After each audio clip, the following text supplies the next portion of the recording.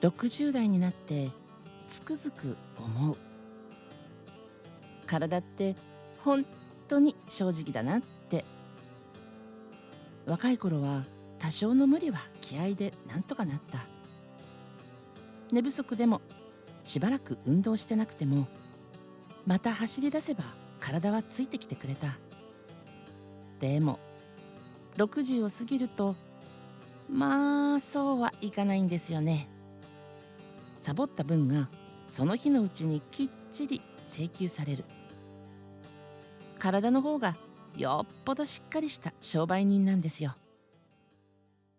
実は私、以前に大きな病気をしていて、それ以来自分の体に何を取り入れるか、体をどういたわるかなんてことをそれまで以上に真剣に考えるようになりました。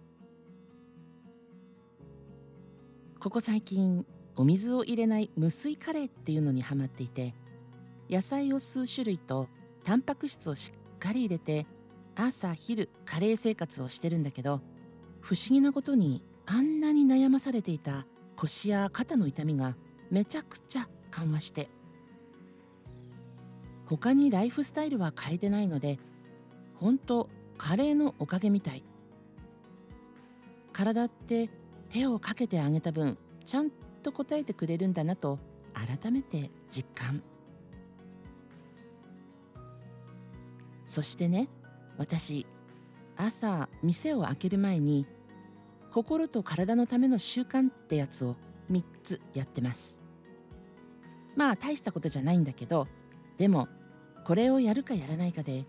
その日一日の体の調子が本当に変わるんですよ。おはようございます。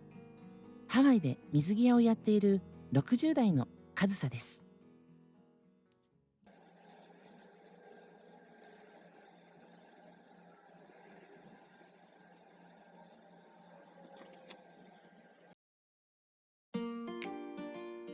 私は極力化学洗剤を使わない派。大病をしてから身の回りのものにはなるべく自然なものを選びたいと思うようになったんです。だからオープンしてからの8年間、お店でケミカルを使って掃除をしたことは一度もないんです。窓ガラスはお酢とお水を半々で割ったもので拭き上げます。床やデスクを拭くときは殺菌作用のあるエッセンシャルオイル、精油ですね。それを混ぜた自作のクリーナーを使います。そして仕上げにペパーミントの精油を店内にそっと落とします。ミントのみずみずしい香りがハワイの朝の風に乗って店内に広がっていく。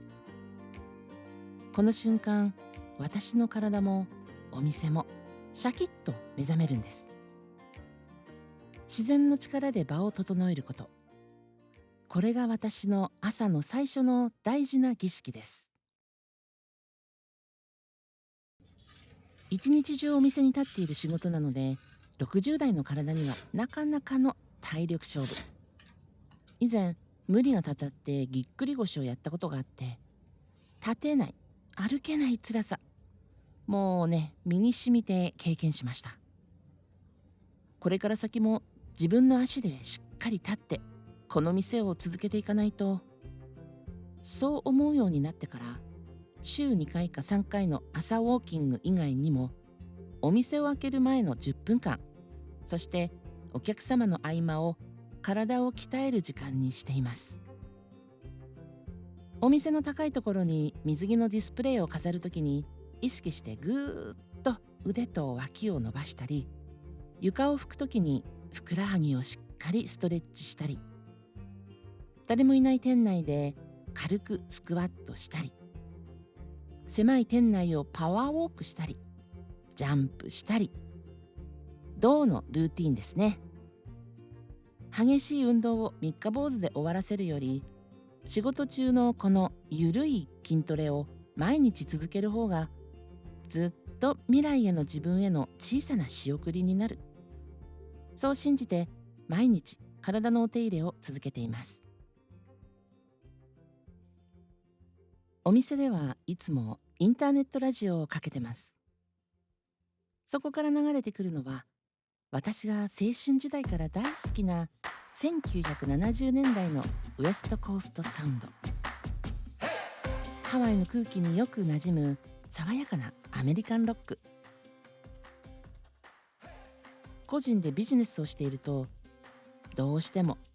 この先いつまでお店を続けられるのかななんて答えの出ない未来の不安が頭をよぎることがよくあります。コロナ禍の後は本当に夜中に不安の計算ばかりして眠れない時期もありました。今もあります。でもそんな時に気分をパッと切り替えてくれるのが音楽なんです。音楽ってあの頃に戻してくれるでしょ。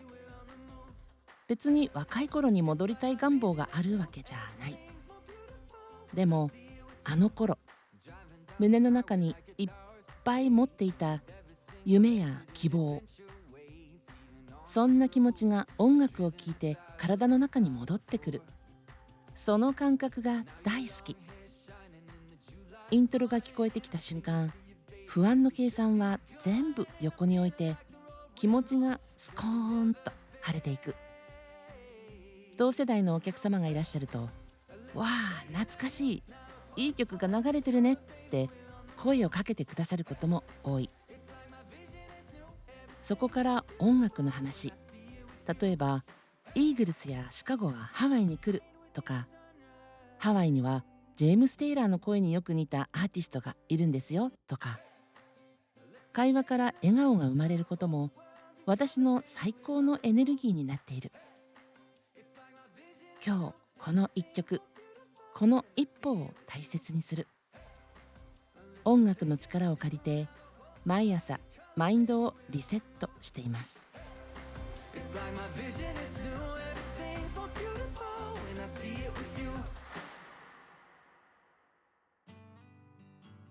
ケミカルを使わない掃除、仕事の合間のミニ運動、大好きな70年代の音楽。振り返ってみると全部自分の体と心にちゃんと向き合う時間なんですよね。若い頃の私は仕事や誰かのことを優先して自分のことはいつも後回しでした。でも60代になってようやく分かったんです。ガス欠の車に人は乗せられないように、まず自分を先に整えてあげないと、お客様も家族も大事な人たちのこともハッピーにはできないんだって。だから朝の時間は自分のために使う。これはわがままではなく、これからの毎日を笑顔で過ごすための立派な準備運動なんです。あなたは朝、ご自身の体と心を整えるためにどんなことしてますか？お気に入りの音楽や欠かせない習慣、あるいは実は私もこの食事で体調変わったよっていうお話あれば、ぜひコメントで教えてください。あと、あなたのあの頃の話も聞きたいな。自分を大事にすることに罪悪感なんていらない。あなたが元気でいることが周りの人を一番幸せにするのだから。